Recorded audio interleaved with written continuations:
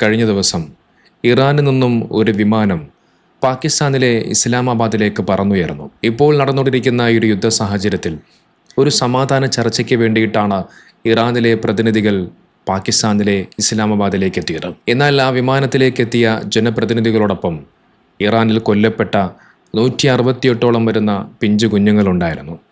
ഇത് പറയുമ്പോൾ നിങ്ങൾ ആലോചിക്കും, മരണപ്പെട്ടു പോയ ആ കുഞ്ഞുമക്കൾ എങ്ങനെയായിരിക്കും ആ വിമാനത്തിൽ യാത്ര ചെയ്യുക? അതെ, ആ വിമാനത്തിലുണ്ടായിരുന്നത് ജീവനോടുകൂടി ഉണ്ടായിരുന്ന ആ പിഞ്ചു മക്കളല്ല, നേരെ മറിച്ച് അമേരിക്കയും ഇസ്രായേലും ചേർന്ന് കൊലപ്പെടുത്തിയ നിരപരാധികളായ ആ 168ഓളം വരുന്ന ആ പിഞ്ചു കുഞ്ഞുങ്ങളുടെ ചിത്രങ്ങൾ ആ വിമാനത്തിലുണ്ടായിരുന്നു. വിമാനത്തിലെ ഓരോ സീറ്റിലും ആ പിഞ്ചു മക്കളുടെ ചിത്രങ്ങൾ അവർ പകർത്തി വെച്ചു. അതുമാത്രമായിരുന്നില്ല, ആ ചിത്രങ്ങളുടെ അടുത്ത് ആ ഓരോ കുട്ടികളും കൊണ്ടുപോയിരുന്ന അവരുടെ സ്കൂൾ ബാഗുകളും ഷൂസുകളും ഉണ്ടായിരുന്നു. നമ്മുടെ കുട്ടികൾ സ്കൂളിൽ കൊണ്ടുപോകുന്നത് പോലെ നല്ല പുത്തനായിട്ടുള്ള ഷൂസുകളോ അല്ലെങ്കിൽ പുതിയ ബാഗുകളോ ഒന്നുമായിരുന്നില്ല. നേരെ മറിച്ച് ആ പിഞ്ചു കുട്ടികളുടെ രക്തം പുരണ്ട, രക്തം കലർന്ന ആ ബാഗുകളും ഷൂസുകളുമായിരുന്നു. ഇറാനിലെ ആ ജനപ്രതിനിധികൾ ആ വിമാനത്തിന് പറഞ്ഞ പേര് മിനാബ് 168 എന്നായിരുന്നു. ആ വിമാനം ലോകത്തെ കരയിപ്പിക്കുകയാണ്. ഇറാനിലെ പാർലമെൻറ്റ് സ്പീക്കർ ആ വിമാനത്തിലെ ആ ചിത്രം പങ്കുവെച്ചുകൊണ്ട് അദ്ദേഹം കൊടുത്ത കുറിപ്പ് ഈ വിമാനത്തിലെ എന്നോടൊപ്പമുള്ള എൻ്റെ കൂട്ടുകാരെന്നായിരുന്നു. നോക്കൂ, കരയാതെ കണ്ടു നിൽക്കാനാവില്ല ഈ ചിത്രങ്ങളും ഈ ദൃശ്യങ്ങളും ഈ കുറിപ്പുകളുമെല്ലാം. അത്രമേൽ വേദനയുണ്ടാക്കുന്ന ഓരോ കാഴ്ചകളാണ്. ലോകം കണ്ണു തുറന്ന് കാണാൻ വേണ്ടി തന്നെയാണ് ഇറാനിലെ പ്രതിനിധികൾ ഈ ചിത്രങ്ങളും ഇത്തരം വീഡിയോകളും സമൂഹത്തിന് മുന്നിലേക്ക് അവർ പ്രദർശിപ്പിക്കുന്നത്. എന്തിനായിരുന്നു നിങ്ങൾ നിരപരാധികളായ കുട്ടികളെ കൊന്നൊടുക്കിയത്? അവർ എന്തു തെറ്റാണ് ഈ ലോകത്തോട് ചെയ്തത്? അവരൊരു മുസ്ലിമായി ജനിച്ചതിൻ്റെ പേരിലാണോ? അവർ ജനിച്ചത് ഇറാനിലായി പോയത് കൊണ്ടാണോ നിങ്ങൾ ആ കുട്ടികളെ കൊന്നൊടുക്കിയത്? മനുഷ്യത്വം അല്പം പോലും തൊട്ട് തീണ്ടിയിട്ടില്ലാത്ത ഈ നെതന്യാഹുവിനും ട്രംപിനും അല്ലെങ്കിലും ഈ കൊച്ചു കുഞ്ഞുങ്ങളെ കൊന്നൊടുക്കുന്നത് ഇവന്മാർക്ക് പണ്ടേ വല്ലാത്ത ഹരമാണ്. നിങ്ങൾ കണ്ടതല്ലേ, എത്രയെത്ര പിഞ്ചു കുഞ്ഞുങ്ങളെയാണ് ഗസയിൽ ബെഞ്ചമിൻ നെതന്യാഹു എന്ന് പറയുന്ന അധികാരിയായ ഭരണാധികാരി, മനുഷ്യത്വം തൊട്ട് തീണ്ടിയിട്ടില്ലാത്ത ഭരണാധികാരി കൊന്നൊടുക്കിയത്. ഈ ചിത്രങ്ങളും ഈ വാർത്തകളും അമേരിക്കയും ഇസ്രായേലും കൂടി ചേർന്ന് നടത്തുന്ന ഇത്തരം ക്രൂരമായ പ്രവർത്തനങ്ങളൊന്നും അറേബ്യൻ ഭരണാധികാരികൾക്ക് കാണാൻ കഴിയില്ല. ഇറാനിലെ നിരപരാധികളായ ഈ പിഞ്ചു കുഞ്ഞുങ്ങളെ കൊന്നൊടുക്കിയപ്പോൾ മിണ്ടാതിരുന്ന, അത് കാണാതിരുന്ന അറേബ്യൻ ഭരണാധികാരികൾ ആ ഇറാൻ അതിന് പ്രതികാരമെന്നോണം തിരിച്ചടിക്കുമ്പോൾ മാത്രം വാ തുറക്കുന്നത് അത് അമേരിക്കയുടെയും ഇസ്രായേലിൻ്റെയും അടിമകളായി ജീവിക്കുന്നതിൻ്റെ ഏറ്റവും വലിയ ഉദാഹരണമാണ്. ഗസയിൽ നിരപരാധികളായ പിഞ്ചു കുഞ്ഞുങ്ങളെ നിരന്തരമായി ഇസ്രായേൽ കൊന്നൊടുക്കിയപ്പോൾ അന്ന് ഒരു അറേബ്യൻ ഭരണാധികാരികളും ഒരക്ഷരം പോലും മിണ്ടിയിരുന്നില്ല, പ്രതികരിച്ചിരുന്നില്ല. ആകെ ശക്തമായി പ്രതികരിച്ചുകൊണ്ട് മുന്നോട്ട് വന്നത് ഇറാൻ എന്ന് പറയുന്ന രാജ്യം മാത്രമായിരുന്നു. ലോകം കണ്ട ഏറ്റവും വലിയ കൊടും കുറ്റവാളിയായ എപ്സ്റ്റീൻ എന്ന് പറയുന്ന നരാധം നടത്തിയ ആ കൊടും ക്രൂരതകൾ വിവരിക്കുന്ന എപ്സ്റ്റീൻ ഫയൽസിൽ ലോക മുസ്ലിമീങ്ങൾ വളരെയധികം ആദരവോടുകൂടി ബഹുമാനിക്കുന്ന കഅബയുടെ കിസ്വയുടെ ചില വാർത്തകളുമൊക്കെ ഉണ്ടായിരുന്നു. എപ്സ്റ്റീനൊപ്പം ഒരു UAE ഒരു ബിസിനസ്സുകാരനും കൂടി നിൽക്കുന്ന ഒരു ചിത്രം. അവിടെ ആ കഅബയുടെ കിസ്വ താഴെ ചവിട്ട് തുണിയായി താഴെ വിരിച്ചിരിക്കുന്നു. എങ്ങനെയാണ് അത്രയും വലിയ ഒരു കിസ്വ അവിടേക്ക് എത്തിച്ചേർന്നത്? ആരുടെ താല്പര്യമാണത്? എങ്ങനെയാണ് ആരൊക്കെ ഇതിൽ പങ്കെടുത്തിട്ടുണ്ട്? ഇതെല്ലാം അന്വേഷിക്കേണ്ട കാര്യമാണ്. പുറമേ നല്ലവന്മാരാണെന്ന് നടിക്കുന്ന സകലവന്മാരുടെയും യഥാർത്ഥ തനിനിറം ഈ എപ്സ്റ്റീൻ ഫയൽസിലൂടെ പുറത്തു വന്നതാണ്. അതുപോലെ എത്രയെത്ര അറേബ്യൻ ഭരണാധികാരികളുടെ യഥാർത്ഥ തനിനിറം പുറത്തു വരേണ്ടിയിരിക്കുന്നു എന്നുള്ളത് ഇനി നമ്മൾ കണ്ടറിയണം. ഇതോടൊപ്പം ഒരു കാര്യം കൂടി പറഞ്ഞു പോകേണ്ടതുണ്ട്.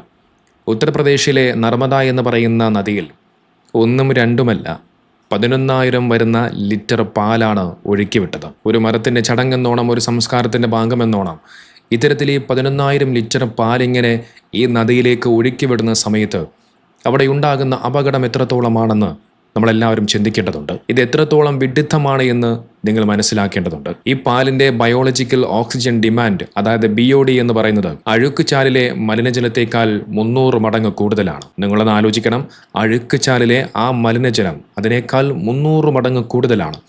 അപ്പോൾ എത്രത്തോളം അപകടമാണ് ഇത്തരത്തിൽ ഈ പാല്, ഇത്രയധികം ലിറ്റർ പാലുകൾ ഈ നദിയിലേക്ക് ഒഴുക്കിവിടുന്ന സമയത്ത് ഉണ്ടാകുന്നത് എന്നുള്ളത്. നദിയിൽ ഇത്രയധികം പാൽ ഒഴുക്കുന്നത് വഴി ഉണ്ടാകുന്ന മലിനീകരണം എന്ന് പറയുന്നത് ഏകദേശം 3.3 മില്യൺ ലിറ്റർ മലിനജലം ഈ നദിയിലേക്ക് ഒഴുക്കുന്നതിന് തുല്യമാണ്. ഈ പാലിൻ്റെ അമിതമായ സാന്നിധ്യം ആ നദിയിലെ ഓക്സിജന്റെ അളവ് വലിയ രീതിയിൽ ഗണ്യമായി കുറയ്ക്കുകയാണ്. ഇത് നദിയിലെ മത്സ്യങ്ങൾക്കും ജീവജാലങ്ങൾക്കുമൊക്കെ വലിയ ഭീഷണിയായി മാറുന്നു. നോക്കിയത് ആദ്യമായിട്ടൊന്നുമല്ല. ഇത്തരത്തിൽ ഈ മതപരമായ ചടങ്ങുകളുടെ ഭാഗമായി, അവരുടെ സംസ്കാരത്തിൻ്റെ ഭാഗമായി ഇതുപോലെ നിരന്തരമായതിനു മുമ്പും ഇത്തരത്തിൽ പാലുകൾ നദിയിലേക്ക് ഒഴുക്കിവിടാറുണ്ട്. നോക്കൂ, ഇത്തരത്തിൽ ഈ പ്രകൃതിക്കും അതോടൊപ്പം ജീവജാലങ്ങൾക്കുമെല്ലാം വലിയ രീതിയിൽ ഭീഷണി ഉണ്ടാക്കുന്ന, അപകടമുണ്ടാക്കുന്ന ഇത്തരം ഒരു തെറ്റ് ചെയ്തിട്ടും ഇത്തരം ആളുകൾക്കെതിരെ ഇതുവരെയും നടപടിയെടുത്തിട്ടുണ്ടോ? ഇല്ലേ ഇല്ല. നിങ്ങൾ നോക്കൂ, കഴിഞ്ഞ മാസമാണ് ഒരു നോമ്പിൻ്റെ അന്ന് ഒരു ഇഫ്താർ വിരുന്ന് കുറച്ച് ചെറുപ്പക്കാർ ഗംഗാ നദിയിലെ ഒരു ബോട്ടിൽ വെച്ച് നടത്തുകയാണ്.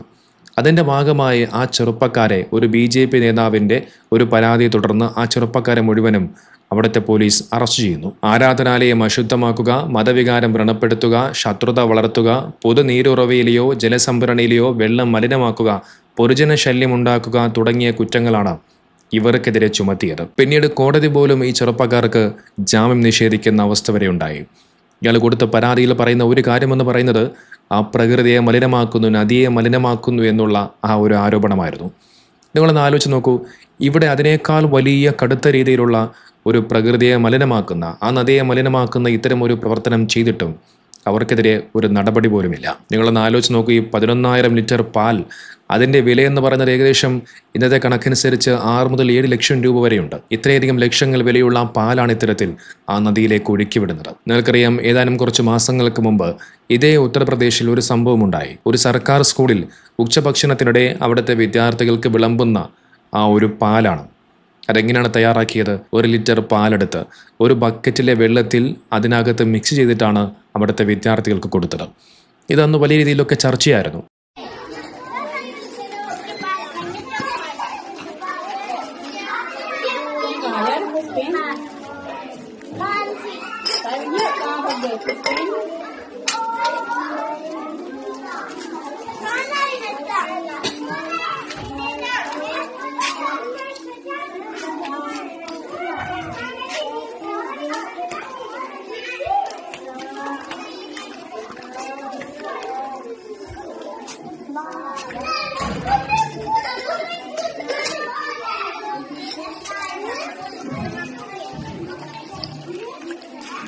ഇവിടെ വിദ്യാർത്ഥികൾക്ക് അവർക്ക് കൊടുക്കാൻ ഇവിടെ പാലില്ല, അത് വെള്ളത്തിൽ കലർത്തി കൊടുക്കുകയാണ്. എന്നാൽ ഇവിടെ നോക്കൂ, 6 മുതൽ 7 ലക്ഷം രൂപ വില വരുന്ന ആ 11,000 ലിറ്റർ പാൽ ഒരു ഗുണം പോലുമില്ലാതെ വെറുതെ ഇങ്ങനെ നദിയിലേക്ക് ഒഴുക്കി വിടുകയാണ്. അതുമാത്രമല്ല, അത്തരത്തിൽ ഒഴുക്കി വിടുന്നതിലൂടെ ആ നദിയിലെ ജീവജാലങ്ങൾക്കും മത്സ്യങ്ങൾക്കും വരെ വലിയ രീതിയിലുള്ള അപകടം വരെ ഉണ്ടാകാൻ കാരണമായി മാറുകയും ചെയ്യുന്നു. നോക്കൂ, ഇന്ത്യ രാജ്യം ആരുടെയും കുത്തകയല്ല.